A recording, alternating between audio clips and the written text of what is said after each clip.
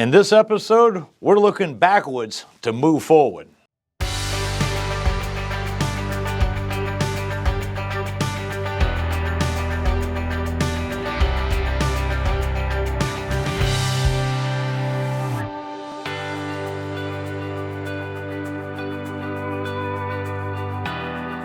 Hello, I'm Chuck Boutall, and welcome to another When It Comes Down to It. So in this particular episode, one of the things we're thinking about is what's happened in that last year. And the main thing we've seen is a lot of new technology coming out in mapping systems and, of course, softwares for operations of business. And this is automating our companies and making them much more efficient. So these systems coming to our business place are really great, and we really do need to embrace this type of structure so we can operate our businesses much more efficiently.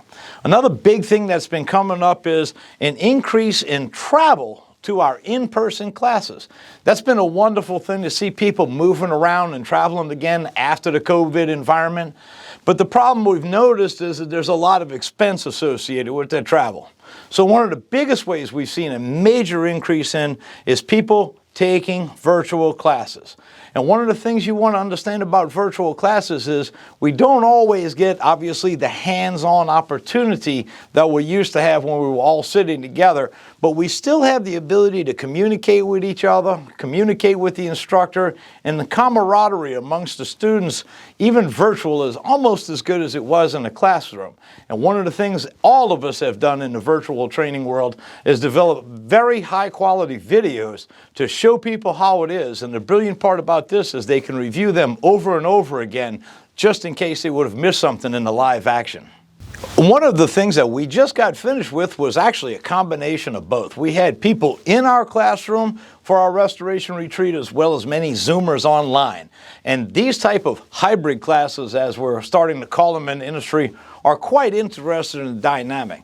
One of the things that we learned about was Lisa Lavender took us through the operations of the Berks Fire and Water Group and showed us how each department actually touches the accounting world. Most of us think accounting is, well, one department and 4 or 5 people working on nothing but payroll and expenses and that type of stuff. But what we don't realize is that we all touch the accounting world. From the project manager doing the bids and the quotations properly, to operations people handling it and working within the operational hours, and of course our purchasing department buying goods and services for the business. It was very informative how everyone actually touches accounting. And then, of course, Todd R., who was one of our great attendees in classroom, he came up with a great quote we had, which is called the people factor. In other words, we always look at business about equipment and operating overhead and what kind of vehicles, what kind of tools. But one of the things we don't think about is the people factor. How are we working with the people that make the business actually happen for us all? And that is an important thing. Stephanie Beatty went through her motivational factor on how to basically understand what motivates people, because people are motivated by different things, and how to help those people move forward.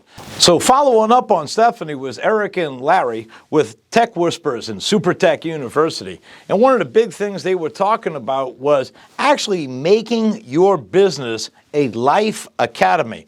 In other words, a business culture of learning, then applying what they're learning and becoming very, very efficient and then very proud of themselves in their business, because they're not only now confident that they can do the job, they can also do the job very efficiently. So I want to thank everybody for coming, and also all of our great speakers, because one of the things we realize now is we actually have to go ahead and move forward and engage with everybody. And that's what this retreat was all about. Definitely the best one we've had so far. So when it comes down to it, for making a learning environment inside of your business, remember to tee them up. That's spend the time needed to assess their needs.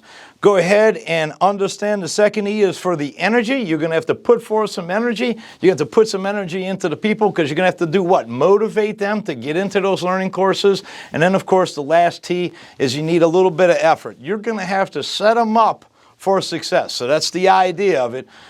Time, energy, and effort gives you the ability to tee up your people so that they can be successful in the future. As always, thanks to C&R Magazine for the distribution of the series, and thank you for learning with rtilearning.com.